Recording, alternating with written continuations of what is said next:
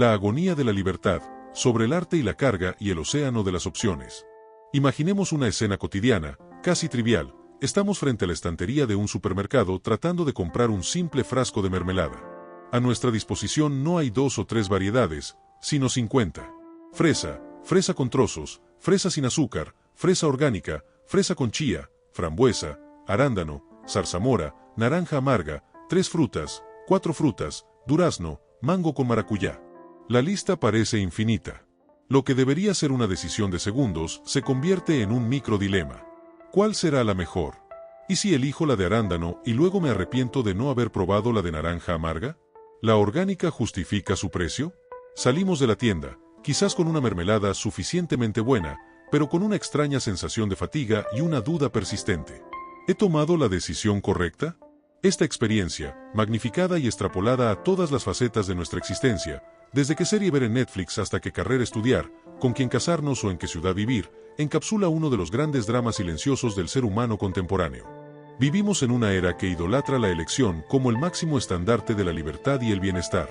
La cultura moderna, impulsada por el capitalismo de consumo y la ideología liberal, nos ha vendido una promesa seductora: a mayor número de opciones, mayor libertad, y a mayor libertad, mayor felicidad. Sin embargo, una creciente corriente de pensamiento, tanto en la psicología como en la filosofía, nos advierte que esta ecuación no es solo incorrecta, sino peligrosamente engañosa. Nos sumergiremos en las turbulentas aguas del acto de elegir. Sostenemos que la proliferación ilimitada de opciones, lejos de ser una bendición inequívoca, se ha convertido en una fuente de ansiedad, parálisis y arrepentimiento crónico. Es una libertad que, en su exceso, se torna en una forma de tiranía. Para desentrañar esta compleja realidad, nos apoyaremos en 3 pilares fundamentales del pensamiento. Primero, exploraremos la rompedora tesis del psicólogo estadounidense Barry Schwartz, quien en su obra La paradoja de la elección diagnosticó con precisión clínica las patologías de la abundancia. Analizaremos cómo el exceso de alternativas sabotea nuestra capacidad de decisión, infla nuestras expectativas hasta niveles inalcanzables y nos condena a una insatisfacción perpetua, haciéndonos responsables únicos de cualquier resultado imperfecto. Segundo, retrocederemos hacia las profundidades de la filosofía existencialista para confrontar la radical afirmación de Jean-Paul Sartre: estamos condenados a ser libres. Para Sartre, la elección no es un privilegio que se ejerce en un supermercado, sino la condición ineludible de la existencia humana. Es una carga formidable que nos obliga a crear nuestro propio ser y nuestros propios valores de la nada, sin guías ni excusas, asumiendo una responsabilidad tan vasta que genera una profunda angustia. Finalmente, para tejer un puente entre la psicología del consumidor y la ontología existencial, acudiremos al pensamiento del filósofo danés Søren Kierkegaard, un precursor que un siglo antes de Sartre ya había descrito la elección como el vértigo de la libertad. Kierkegaard nos mostrará que la ansiedad no surge de las opciones mismas, sino de la conciencia de la posibilidad pura, del abismo de nuestra propia libertad para forjar un yo. El desafío no reside en acumular más opciones, sino en desarrollar la sabiduría para navegar por ellas. Se trata de aprender a limitar, a comprometernos y a aceptar la imperfección inherente a cualquier vida humana. Elegir es, en última instancia, una meditación sobre cómo podemos transformar la agonía de una libertad ilimitada en el arte de una elección consciente y auténtica, reconociendo que en el acto de elegir, con toda su dificultad y su peso, reside la esencia misma de nuestra humanidad. La paradoja de la abundancia, Barry Schwartz y el vértigo del consumidor. La narrativa cultural de Occidente durante el último medio siglo se ha construido sobre un axioma aparentemente irrefutable: el progreso es sinónimo de expansión. Más tecnología, más información, más oportunidades y, sobre todo, más opciones. Desde la elección de nuestro plan de telefonía hasta la configuración de nuestra identidad personal, la multiplicación de alternativas se presenta como la vía regia hacia la autorrealización y la felicidad. Es el evangelio de la elección, un dogma que equipara la libertad con el tamaño del menú. Fue el psicólogo Barry Schwartz quien, a principios del siglo XXI, se atrevió a cometer la herejía de cuestionar este dogma, presentando una tesis tan contraintuitiva como reveladora: tener más opciones, a partir de cierto punto, nos hace sentir peor. La promesa rota de la elección ilimitada. Schwartz no niega lo evidente: la falta de opciones es opresiva. Una vida sin la capacidad de elegir sobre aspectos fundamentales es una vida empobrecida y tiranizada. El problema, argumenta, no es la elección en sí, sino su exceso. La cultura ha pasado de ofrecer una cantidad saludable de alternativas que empoderan al individuo, a una avalancha que lo paraliza y lo abruma. La línea que separa la liberación del agobio se ha vuelto peligrosamente delgada. Para ilustrar este punto, Schwartz a menudo cita el famoso estudio de la mermelada, realizado por las psicólogas Seena Iyengar y Mark Lepper. En un supermercado gourmet, montaron una mesa de degustación de mermeladas. Un día ofrecían 24 variedades distintas, y otro día, solo 6. Los resultados fueron sorprendentes. La mesa con 24 mermeladas atrajo a más curiosos, pero solo el 3% de ellos terminó comprando un frasco. En cambio, la mesa con 6 variedades, aunque atrajo a menos gente, convenció al 30% de los que se acercaron para que realizaran una compra. La conclusión es clara: la abundancia de opciones puede ser atractiva a primera vista, pero es paralizante a la hora de la verdad. Este fenómeno, que Schwartz bautizó como la paradoja de la elección, se sustenta en una serie de mecanismos psicológicos que actúan de forma conjunta para sabotear nuestro bienestar. Los mecanismos psicológicos del sabotaje. Parálisis por análisis. El primer efecto del exceso de opciones es la parálisis. El esfuerzo cognitivo requerido para evaluar, comparar y contrastar docenas o cientos de alternativas es simplemente abrumador. Cada opción tiene sus pros y sus contras, sus características únicas, sus costes y beneficios. El cerebro humano, que evolucionó para tomar decisiones relativamente simples en entornos con información limitada, se ve desbordado. La carga mental se vuelve tan pesada que la opción más sencilla es, a menudo, no elegir en absoluto. Es el estudiante que, ante un catálogo universitario con miles de carreras, pospone la decisión indefinidamente. Es el empleado que, con un sinfín de planes de jubilación, nunca elige uno. La libertad de elegir se convierte en la libertad de no hacer nada, lo que conduce a la inacción y a la pérdida de oportunidades. Escalada de expectativas. Cuando el mundo nos ofrece un abanico casi infinito de posibilidades, nuestras expectativas sobre el resultado de nuestra elección se disparan. Si solo hay 2 tipos de vaqueros en la tienda, nos conformamos con el que mejor nos quede. Pero si hay 200, de corte recto, pitillo, bota, desgastados, con el astano, de tiro alto, bajo, medio, esperamos encontrar el par perfecto. Un par que nos quede como un guante, que sea cómodo, duradero, esté de moda y tenga el precio justo. Con tantas opciones, la perfección parece no solo posible, sino exigible. Esto hace que cualquier resultado que no sea absolutamente ideal se sienta como un fracaso. La satisfacción ya no se mide en términos de cuán bueno es el resultado, sino de cuán cerca está de la perfección teórica. Un buen resultado, que nos habría hecho felices en un mundo con menos opciones, ahora se percibe como una decepción. La abundancia transforma la búsqueda de lo bueno en una tiranía de lo óptimo. Arrepentimiento y arrepentimiento anticipado. El arrepentimiento es el veneno que la paradoja de la elección inocula en nuestra psique. Cuantas más opciones tengamos, más fácil es imaginar que una de las alternativas no elegidas podría haber sido mejor. Después de comprar un teléfono, leemos una reseña sobre otro modelo y nos preguntamos, ¿y si hubiera elegido ese? Esta duda postdecisional corroe la satisfacción que obtenemos de nuestra elección. Aún más insidioso es el arrepentimiento anticipado. Antes de tomar la decisión, ya estamos imaginando el posible remordimiento. Este miedo a equivocarnos nos vuelve más cautelosos, más ansiosos y alarga el proceso de deliberación, convirtiéndolo en una tortura. El fantasma de la decisión equivocada nos acecha constantemente, haciendo que el propio acto de elegir sea una fuente de estrés. El coste de oportunidad. Íntimamente ligado al arrepentimiento está el concepto económico del coste de oportunidad, el valor de la mejor alternativa a la que renunciamos al tomar una decisión. Cuando elegimos una opción entre 3, renunciamos a los beneficios de las otras 2.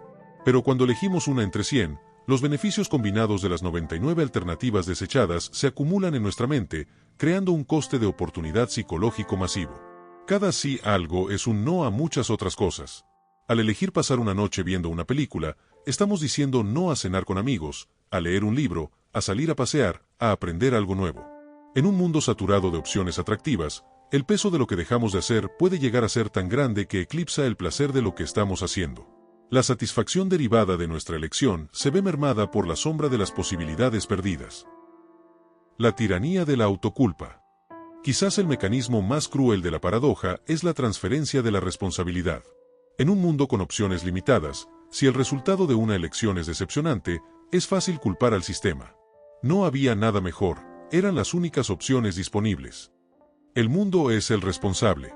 Sin embargo, en un mundo con opciones ilimitadas, si el resultado no es perfecto, no hay excusa. Con cientos de mermeladas en la estantería, si la que elegiste no es deliciosa, el error es tuyo. Tú y solo tú eres el responsable de tu insatisfacción. Esta personalización del fracaso es psicológicamente devastadora. Nos lleva a rumiar nuestras decisiones, a cuestionar nuestra capacidad de juicio y a sentirnos incompetentes. La promesa de la elección como herramienta de empoderamiento se invierte, convirtiéndose en un instrumento de autocrítica y disminución de la autoestima. De maximizar a satisfacer, la vía de escape. Schwartz no nos deja sin esperanza. Propone una distinción crucial entre dos tipos de personalidades a la hora de decidir, los maximizadores y los satisfacedores. Los maximizadores son aquellos que se esfuerzan por tomar la mejor decisión posible en cada caso. Necesitan analizar todas las alternativas para asegurarse de que están eligiendo la óptima. Son ellos quienes sufren con mayor intensidad los efectos de la paradoja de la elección. Invierten enormes cantidades de tiempo y energía en decidir, y aún así, a menudo se sienten menos satisfechos con sus elecciones y son más propensos al arrepentimiento y la depresión. Los satisfacedores, en cambio, operan con un principio diferente, el de lo suficientemente bueno. Tienen un conjunto de criterios o estándares en mente, y en cuanto encuentran una opción que los cumple, la eligen y dejan de buscar. No se obsesionan con la posibilidad de que exista algo marginalmente mejor. Como resultado, toman decisiones con mayor facilidad, se sienten más felices con los resultados y malgastan menos energía mental. La solución que propone Schwartz es un cambio consciente de mentalidad. Debemos aspirar a ser más satisfacedores. Esto no significa ser conformistas o mediocres, sino ser realistas y sabios. Implica establecer nuestros propios estándares en lugar de perseguir un ideal inalcanzable impuesto por el mercado. Significa aprender a limitar voluntariamente nuestro universo de opciones, a aceptar lo suficientemente bueno y a practicar la gratitud por lo que hemos elegido, en lugar de lamentar lo que hemos descartado. La obra de Schwartz nos ofrece un diagnóstico demoledor de una de las neurosis centrales de la modernidad. Nos muestra que la libertad no es una cuestión de cantidad, sino de calidad. Pero su análisis, profundamente anclado en la psicología del comportamiento, es solo una cara de la moneda. Para entender la carga más profunda de la elección, debemos pasar del supermercado al abismo de la existencia humana, guiados por la mirada implacable de la filosofía existencialista. Condenados a la libertad. Jean-Paul Sartre y el peso de la existencia.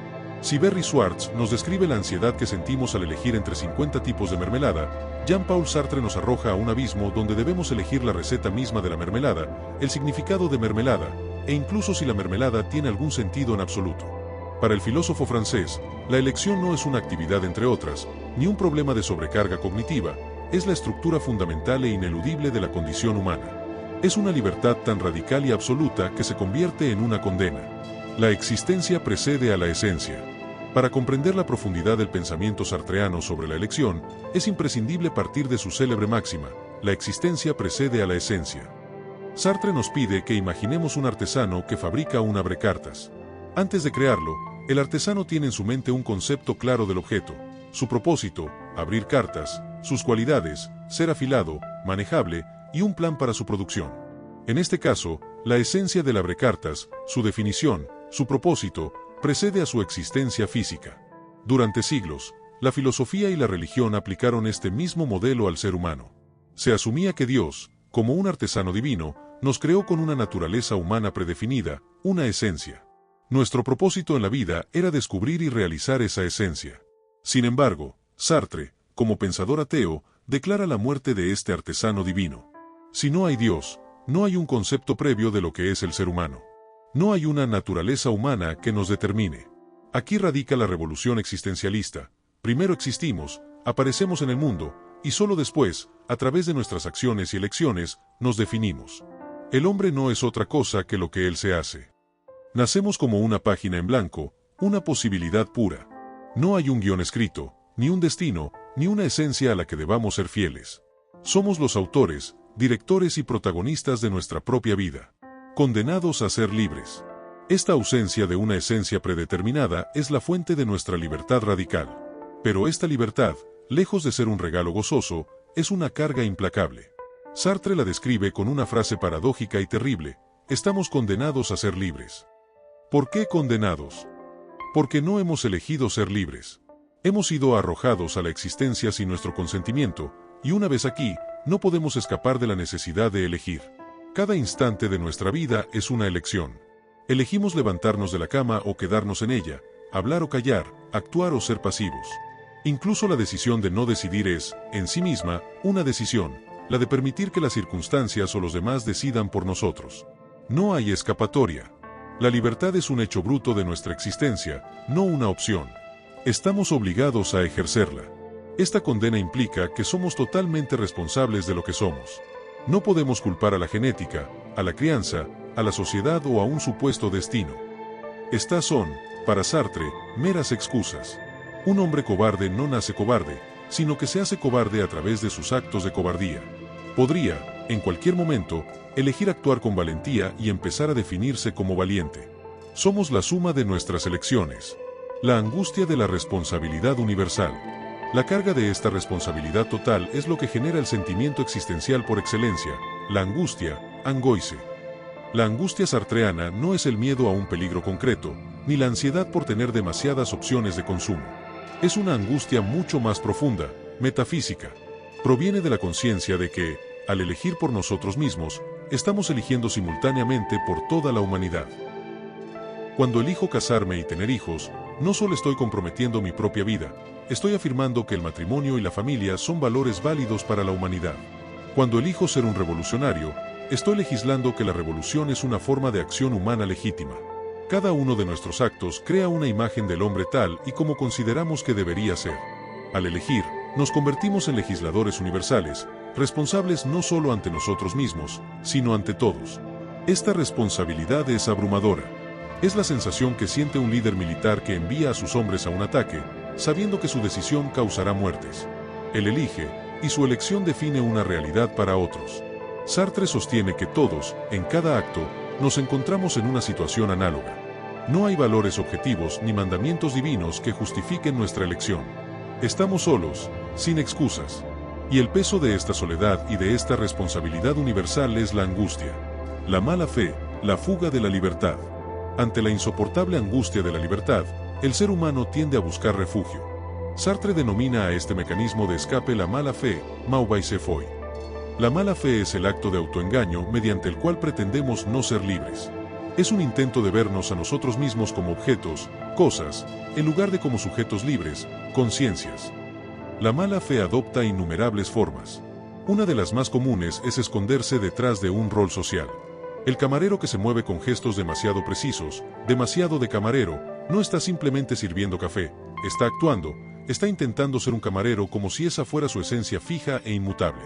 Al hacerlo, niega su libertad para hacer otra cosa. Se dice a sí mismo, no soy yo quien decide, es mi papel como camarero el que me obliga a actuar así.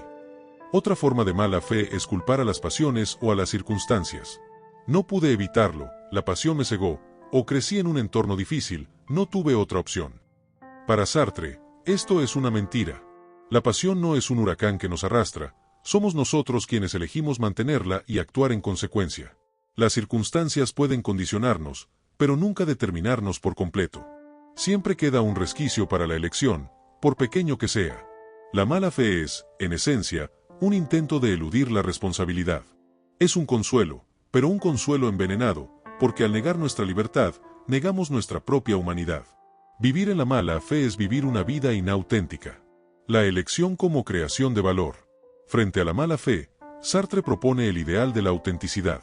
Ser auténtico significa aceptar la condena de la libertad, asumir la angustia sin excusas y reconocerse como la única fuente de valor en el mundo.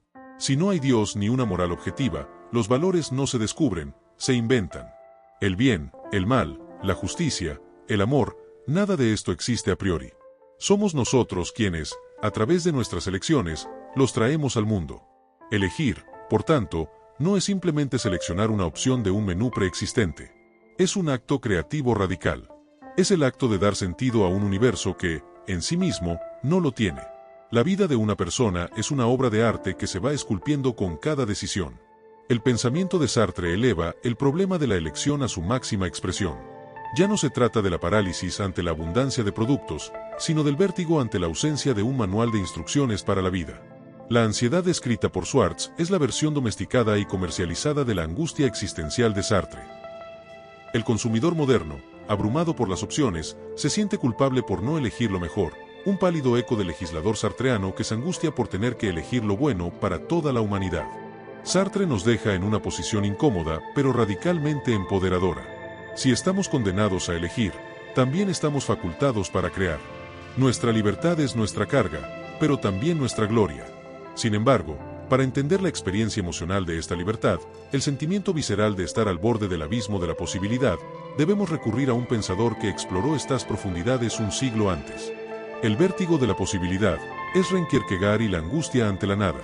Mucho antes de que los psicólogos estudiaran los efectos paralizantes de los catálogos de productos y de que los existencialistas franceses debatieran sobre la libertad en los cafés de París, un pensador solitario y melancólico en Copenhague ya había diagnosticado la enfermedad fundamental del espíritu moderno, la ansiedad que nace de la libertad. Søren Kierkegaard, considerado el padre del existencialismo, no abordó la elección como un problema de gestión de la información ni como una cuestión de responsabilidad universal, sino como una experiencia interna, íntima y aterradora, el vértigo ante el infinito abismo de la propia posibilidad. Angustia vs. miedo, la enfermedad hasta la muerte. Para Kierkegaard, es crucial distinguir entre el miedo, FRYGT, y la angustia, Angst. El miedo es una reacción a algo concreto y definido. Tememos a un perro rabioso, a un examen difícil, a perder el trabajo. El objeto del miedo está en el mundo exterior. La angustia, en cambio, no tiene objeto. O, más precisamente, su objeto es la nada. Kierkegaard ilustra esta idea con la historia de Adán en el jardín del Edén. Cuando Dios le prohíbe comer del árbol del conocimiento, la prohibición misma despierta en Adán una nueva y terrible conciencia. Antes del mandamiento, Adán vivía en un estado de inocencia ignorante. Pero la prohibición "no comerás" introduce la posibilidad de poder comer. Adán no sabe qué es el mal, pero ahora sabe que puede hacer algo. Esa posibilidad, ese poder, es la fuente de su angustia. La angustia es, por tanto, la realidad de la libertad como posibilidad antes de la posibilidad. Es la conciencia de que somos libres, de que el futuro no está escrito y de que nuestras acciones pueden cambiarlo todo. El vértigo de la libertad, al borde del abismo. La metáfora más poderosa de Kierkegaard para describir la angustia es la del hombre que se encuentra al borde de un precipicio. Al mirar hacia abajo, siente un miedo natural a caer. Pero al mismo tiempo, siente un impulso interno, una terrible tentación de arrojarse al vacío. Este segundo sentimiento no es miedo, es vértigo. La angustia, escribe Kierkegaard, es el vértigo de la libertad. Este vértigo revela una verdad profunda sobre la elección. La angustia no es solo la preocupación por tomar la decisión equivocada, como en Schwartz, o la carga de la responsabilidad, como en Sartre. Es la conciencia paralizante de que yo soy el que elige. El abismo no es solo el mundo exterior de las posibilidades, sino el abismo interior de mi propia libertad. La posibilidad de caer es externa, pero la posibilidad de lanzarme es interna. La angustia es la confrontación con el poder que reside en mí mismo, el poder de crearme o de aniquilarme. Esta experiencia es ambivalente, es una antipatía simpática y una simpatía antipática.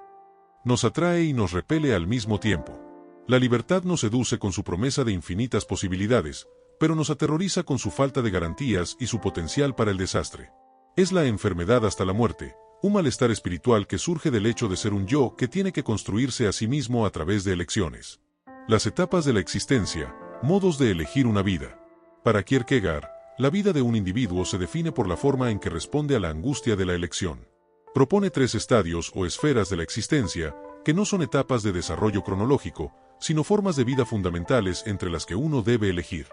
El estadio estético. El esteta vive para el momento, buscando el placer y evitando el dolor, el aburrimiento y, sobre todo, el compromiso. Su vida es una sucesión de experiencias interesantes y placenteras. El Don Juan es el arquetipo del esteta, seduce a una mujer tras otra, pero nunca se compromete con ninguna, porque el compromiso implicaría cerrar la puerta a todas las demás posibilidades. El esteta intenta resolver el problema de la elección no eligiendo nunca de forma definitiva. Mantiene todas sus opciones abiertas. Sin embargo, esta vida, que parece la encarnación de la libertad, está condenada a la desesperación. Al no comprometerse nunca, el esteta nunca logra forjar una identidad coherente.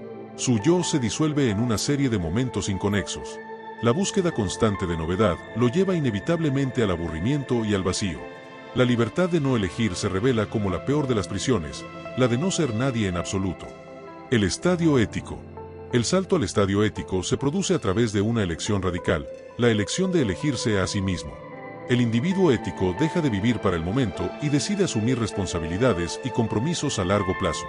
Elige una vocación, se casa, cumple con sus deberes cívicos y morales. El arquetipo es el hombre casado, fiel y responsable. En el estadio ético, el individuo encuentra una identidad y un propósito. La elección de comprometerse con normas y deberes universales da estructura y sentido a su vida. Supera la desesperación del esteta al unificar su existencia en torno a un proyecto vital. Sin embargo, para Kierkegaard, el estadio ético tampoco es la respuesta final. El individuo ético, al intentar vivir de acuerdo con la razón y la moral universal, eventualmente se enfrenta a sus propias limitaciones, a su pecado, a la paradoja y a lo absurdo de la existencia, lo que lo lleva a una nueva forma de desesperación. El estadio religioso. La etapa final solo puede alcanzarse a través de un salto de fe. El individuo religioso reconoce los límites de la razón y la ética y se entrega a una relación personal y subjetiva con Dios. La elección fundamental aquí es la fe, una elección que no puede justificarse racionalmente. Es una decisión tomada en la soledad, la incertidumbre y la paradoja. El arquetipo es Abraham, a quien Dios le ordena sacrificar a su hijo Isaac. Desde un punto de vista ético, la orden es monstruosa. Abraham se encuentra en una situación en la que debe suspender teleológicamente lo ético, es decir, debe desobedecer la ley moral universal por su fe en Dios. Este acto es absurdo, incomprensible y solitario. Representa la elección en su forma más pura y aterradora, un compromiso absoluto hecho en la oscuridad, sin más garantía que la propia fe subjetiva. El eco de Kierkegaard en el mundo moderno. El análisis de Kierkegaard es profético. La ansiedad que describe es precisamente la que experimenta el individuo moderno, aunque en formas secularizadas. El esteta kierkegaardiano es el hombre contemporáneo que padece FOMO, Fear of Missing Out, que salta de una experiencia a otra, de una relación a otra, aterrorizado por el compromiso porque significaría renunciar a las infinitas posibilidades que le ofrece el mundo. La desesperación del esteta es la insatisfacción crónica del maximizador de Schwartz. Kierkegaard nos enseña que la solución a la angustia de la elección no se encuentra en una mejor técnica para tomar decisiones, sino en el coraje para realizar el acto de la elección misma. La libertad no se realiza manteniendo las opciones abiertas, sino a través del compromiso que la cierra. Es en el salto, ya sea el salto ético del compromiso o el salto religioso de la fe, donde el individuo verdaderamente se convierte en un yo. Al conectar la parálisis del consumidor de Schwartz con la angustia existencial de Sartre y el vértigo espiritual de Kierkegaard, vemos que el problema de la elección es una matrioska. En la capa exterior, tenemos la ansiedad superficial de elegir productos. Dentro de ella, la carga de la responsabilidad de crear nuestro propio ser. Y en el núcleo más profundo, el terror y la fascinación ante el abismo de nuestra propia libertad. La pregunta que queda es, ¿cómo podemos vivir en este abismo sin caer? Navegando el laberinto. Estrategias para una elección consciente. Hemos viajado desde los pasillos iluminados de un supermercado hasta el borde oscuro del abismo existencial. Hemos visto cómo la abundancia de opciones, que se nos promete como la llave de la felicidad, puede convertirse en una jaula de ansiedad y parálisis, tal como lo describe Barry Schwartz. Hemos confrontado la aterradora realidad, expuesta por Jean-Paul Sartre, de que estamos condenados a una libertad radical, obligados a esculpir nuestro ser y nuestros valores de la nada. Y hemos sentido, con Esren Kierkegaard, el vértigo que produce asomarse al infinito de nuestra propia posibilidad. El diagnóstico es claro, estamos abrumados por una libertad que no hemos aprendido a manejar. La cultura nos incita a acumular opciones, mientras la filosofía nos advierte que la verdadera libertad reside en el acto de comprometernos con una. ¿Cómo reconciliar esta contradicción? ¿Cómo podemos navegar por el laberinto de la elección sin sucumbir a la parálisis o a la desesperación? La solución no es única ni sencilla, sino que requiere una combinación de estrategias prácticas y una profunda reorientación filosófica. Estrategias prácticas para un mundo de abundancia, el legado de Schwartz. Barry Schwartz, al identificar los mecanismos de la paradoja de la elección, también nos ofrece un conjunto de herramientas para mitigar sus efectos. Estas estrategias no resuelven la carga existencial de la libertad, pero sí pueden aliviar la ansiedad cotidiana que nos genera. Abrazar al satisfacedor. El arte de lo suficientemente bueno, esta es la lección más importante. Debemos abandonar la tiranía del maximizador. En lugar de buscar la mejor opción posible en cada decisión, debemos aprender a buscar una opción que sea suficientemente buena. Esto requiere un paso previo crucial, definir nuestros criterios antes de empezar a buscar. Si buscamos un restaurante, decidamos primero qué tipo de comida queremos, en qué rango de precio y en qué zona. El primer restaurante que cumpla esos 3 criterios será nuestra elección. Ser un satisfacedor no es resignarse a la mediocridad, es ser el arquitecto de nuestros propios estándares de satisfacción, en lugar de ser esclavos de los estándares inalcanzables del mercado. Reducir y limitar voluntariamente las opciones. Si la abundancia nos paraliza, la solución es la autolimitación. Podemos decidir conscientemente reducir nuestro conjunto de opciones. En lugar de mirar todo el catálogo de Netflix, podemos pedir 3 recomendaciones a un amigo y elegir entre ellas. Al comprar ropa, podemos elegir 1 o 2 tiendas de confianza en lugar de visitar todo el centro comercial. Se trata de crear nuestras propias estanterías con solo 6 frascos de mermelada. Esta restricción voluntaria no es una pérdida de libertad, sino una estrategia para hacerla manejable y efectiva. Tomar decisiones menos permanentes y más reversibles. Gran parte de la ansiedad de la elección proviene del miedo a que sea irreversible. Cuando sea posible, debemos favorecer las decisiones que puedan modificarse. Alquilar una casa antes de comprarla en una nueva ciudad, hacer un curso online sobre un tema antes de matricularse en una carrera completa, o probar un hobby antes de comprar todo el equipo. Bajar las apuestas de nuestras decisiones reduce la presión y nos permite explorar con menos miedo al arrepentimiento. Practicar la gratitud y reducir las expectativas una vez tomada una decisión, el trabajo no ha terminado. Debemos cultivar activamente la satisfacción con lo que hemos elegido. La práctica de la gratitud es una herramienta poderosa.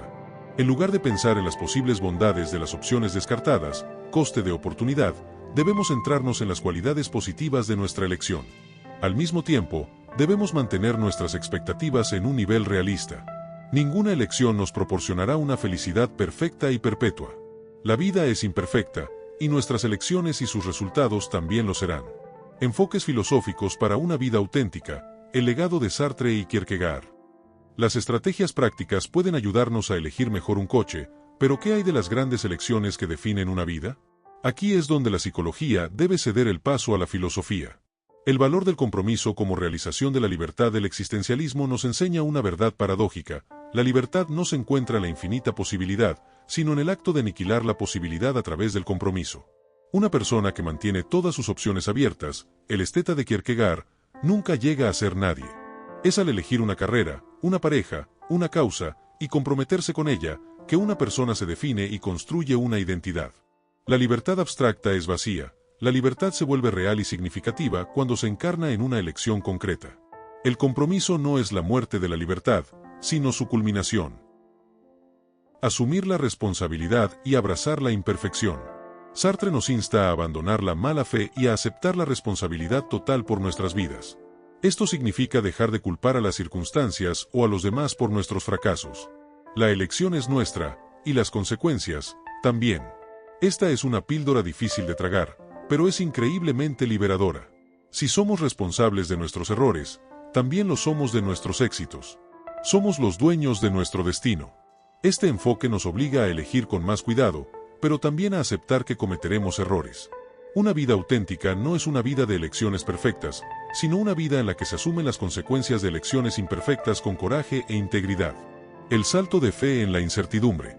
Las decisiones más importantes de la vida, amar a alguien, tener un hijo, dedicarse a una vocación, rara vez pueden justificarse con una lógica impecable. Siempre hay un elemento de incertidumbre, de riesgo, de irracionalidad.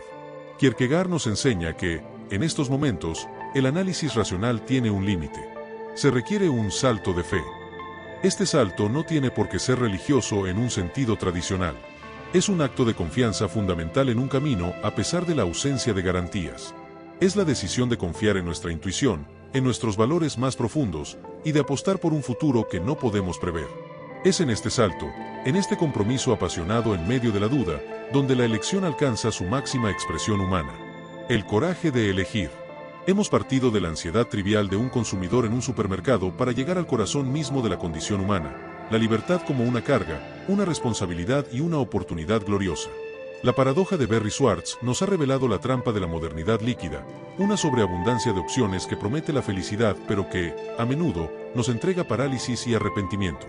Es el síntoma superficial de una dolencia más profunda. Jean-Paul Sartre y Søren Kierkegaard, como dos cirujanos del alma, han diseccionado esa dolencia.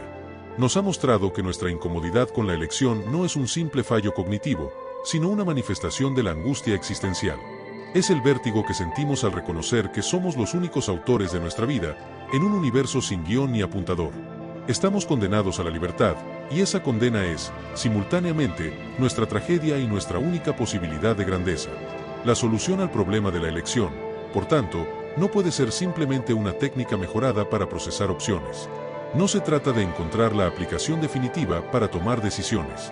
El camino hacia una vida de elecciones más sabias y satisfactorias es doble. Por un lado, requiere una disciplina práctica, la humildad de limitar nuestras opciones, la sabiduría de buscar lo suficientemente bueno en lugar de lo perfecto y la gratitud para valorar lo que hemos elegido. Pero, por otro lado, y de manera más fundamental, requiere un coraje filosófico. El coraje de aceptar que no hay elecciones perfectas. El coraje de comprometernos con un camino, sabiendo que al hacerlo renunciamos a todos los demás. El coraje de asumir la responsabilidad total por las consecuencias de nuestras decisiones. Y el coraje de dar saltos de fe en los momentos cruciales, confiando en algo más profundo que la fría lógica. Elegir es el acto que nos define. Cada decisión es un cincelazo en la escultura de nuestro ser. En un mundo que nos tienta constantemente con la ilusión de una vida sin renuncias, la verdadera libertad quizás resida en aprender a renunciar con gracia y a comprometernos con propósito. La agonía de la libertad no es un problema a resolver, sino una tensión a sobrellevar. Y es en el esfuerzo consciente y valiente de sobrellevarla donde el acto de elegir se transforma de una carga pesada en el más sublime de los artes, el arte de vivir una vida humana. Cada día tomamos miles de decisiones, pero hoy te propongo 3 muy sencillas que pueden crear una conexión. Si este mensaje ha sido un cincelazo útil para la escultura de tu propio ser, deja tu like. Si quieres que sigamos explorando juntos este arte de vivir, tu siguiente decisión es suscribirte y unirte a esta comunidad de pensadores. Y si sientes que estas palabras pueden ser una brújula para otra persona perdida en su propio océano de opciones, el mejor regalo que puedes hacer es compartirlo. Nos vemos en la próxima reflexión.